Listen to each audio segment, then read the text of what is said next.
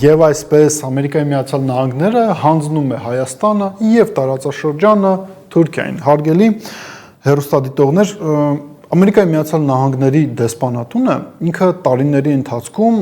լավ է դա թե վատ է, բայց վերածվել է ներհայաստանյան գործընթացների կարևորագույն սուբյեկտներից մեկին, պարբերաբար իրենք գնահատականներ են տալիս Հայաստանի ներքին եւ արտաքին կյանքին վերաբերող եւ իրենց վերջին հայտարարությունը նվիրված է նրան, որ Թուրքիայում թղթաբանության առումով, որոշակի առումով պարզեցրել են Հայաստանի հետ փոխհարաբերությունները եւ այսուհետեւ Թուրքիայից արտահանվող ապրանքների վրա որպես վերջնակետ կարելի է նշել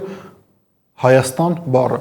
Ամերիկայի Միացյալ Նահանգներում այս ամեն ինչը ողջունել են, Ամերիկայի Միացյալ Նահանգների դեսպանատունը հատուկ հայտարարություն է այս ամեն ինչի վերաբերյալ տարածել ու գիտեք ինչն է հետաքրքիր Ամերիկայի Միացյալ Նահանգները մի կողմից սա նկատում է սրա վերաբերյալ գնահատական տալիս է, բայց օրինակ գնահատական իրենք չէին տալիս նրա վերաբերյալ, որ անցյալ տարվա նոյեմբեր ամսից, եթե չեմ սխալվում նոյեմբերի 6-ից սկսած Ադրբեջանի տարածքով Հայաստան սկսել են գալ տարբեր ապրանքներ։ Ադրբեջանը վերածվել է տրանզիտային երկրի եւ Ռուսաստանից կամ Ղազախստանից եկող ապրանքները գալիս են Վրաստան, հետո Վրաստանից Ադրբեջան եւ դրանից հետո գալիս են Հայաստանի Հանրապետություն։ Ամերիկայի Միացյալ Նահանգների դեսպանատունը կամ ամերիկյան պաշտոնյաները սրա վերաբերյալ եկեք այսպես ձևակերպենք, մեղմ ասած նույն ոգևորությամբ չեն խոսում, երկար ժամանակ սրա վերաբերյալ ընդհանրապես գնահատականները բացակայում են, ինչու կհարցնեք դուք շատ բարձ պատճառով, որովհետև Ադրբեջանի տարածքով Հայաստանի տարածք եկող ապրանքների վերաբերյալ պայմանավորվածությունները, այդ տրանզիտային հնարավորությունների պայմանավորվածությունները ձեռք են բերվել դեռ 2020-22 թվականներին Հայաստան, Ռուսաստան, Ադրբեջան եռակողմ բանակցությունների ընթացքում այդ բանակցային տրամաբանության շրջանակներում է, որ Հայաստան Ադրբեջանի տարածքով ապրանքներ են գալիս եւ Ամերիկայի Միացյալ Նահանգների դեսպանատունը սրա վերաբերյալ որևիցե գնահատական չի տալիս։ Նույն ոգևորությամբ այս ամեն ինչի մասին իրենք չեն խոսում եւ այստեղ է որ մենք հասկանում ենք որ նաեւ վերհիշելով օրինակ Վաշինգտոնում տեղի ունեցած եռակողմ հանդիպումը 2025 թվականի օգոստոսին երբ որ նախաստորագրվեց այսպես կոչված խաղաղության պայմանագիրը Հայաստանի եւ Ադրբեջանի միջեւ Ամերիկայի Միացյալ Նահանգները իրենք ձգտում են ոչ թե նրան որ տարածաշրջանում լինի կոմունիկացիաների ապաշրջափակում այլ որպեսզի իրենց համար նախընտրելի պայմաններով կոմունիկացիաները տարածաշրջանում, այն էլ ոչ բոլոր կոմունիկացիաները աշխատեն, իրենք էլ իրենց մասով վերահսկողություն ունենան այդ կոմունիկացիաների նկատմամբ, բայց քանի որ ի վերջո Ամերիկայի Միացյալ Նահանգները դա մի պետություն է, որը առնվազն օվկիանոս այն կողմը, իրենք պետք է կարողանան այդ վերահսկողությունը իրականացնել այլ սուբյեկտների շնորհիվ, այդ սուբյեկտը այս պարագայում հանդիսանում է Թուրքիան։ Թուրքիայի միջոցով Ամերիկայի Միացյալ Նահանգները այս պայդրությամբ ունեն ներկայություն տարածաշրջանում։ Իրենք ունեն ներկայություն այն առումով, որ իրենք գոնե մեր մասով փորձում են վերահսկողություն հաստատել կարևորագույն երթուղու նկատմամբ, որը Ադրբեջանում եւ Թուրքիայում իրականում կոչում են այնպես, ինչպես այն իրականում կա։ Կոչում են Զանգեզուրի միջանցք, գրեթե ոչ ոք չի նշում, որ դա, չգիտեմ, Թրամփի ուղի է կամ Նիկոլ Փաշինյանի ասած խաղաղության խաչմերուկ է, ոչ, իրենք դա կոչում են Զանգեզուրի միջանցք եւ Ամերիկայի Միացյալ Նահանգները փորձում են Զանգեզուրի միջանցքի նկատմամբ վերահսկողություն ունենալ։ Մենք էլ ենք այս թեմայի վերաբերյալ շատ խոսել եւ եթե մենք գանք հասնենք այն կետին, երբ որ Ռուսաստանի Դաշնությունը եւ Ամերիկայի Միացյալ Նահանգները գլոբալ մեծ պայմանավորվածությունների կան, այդ թվում նաեւ տարածաշրջանային անվտանգային ճարտարապետության վերաբերյալ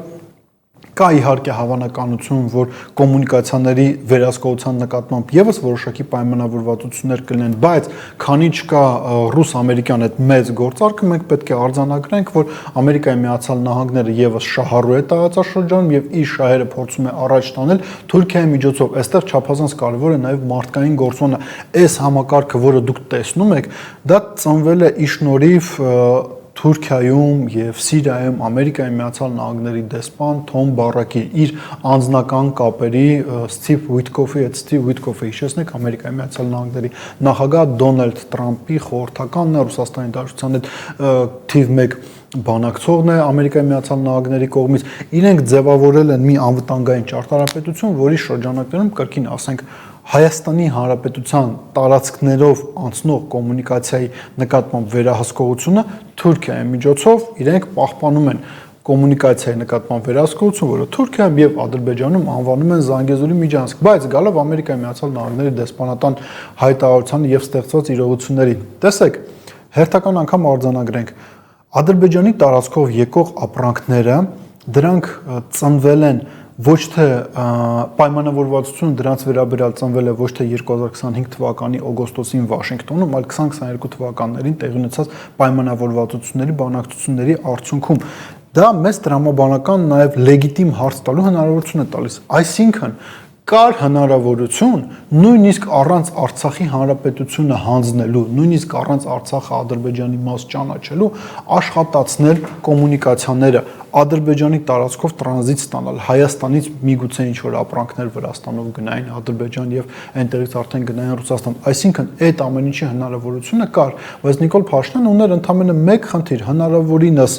արագ կերպով ազատվել ռուսական գործոնի ներկայությունից տարածաշրջանում, ուստի նա որոշեց հանձնել Արցախը։ Եվս մի կարևոր նրբերանգ էստեղ կա։ Տեսեք, ամերիկացիները ճիշտ է իրենք կոմունիկացիայի նկատմամբ վերահսկողություն ունենում են եւ ունենում են կոմունիկացիայի նկատմամբ վերահսկողությունը Թուրքիայի միջոցով, բայց անվտանգային երաշխիքների առումով Ամերիկայի Միացյալ Նահանգները Հայաստանի Հանրապետությանը ոչինչ տրամաբանորեն չի տրամադրում, ոչինչ չի առաջարկում Հայաստանի Հանրապետությանը։ Ուստի ստեղծվել է հետևյալ իրողությունը։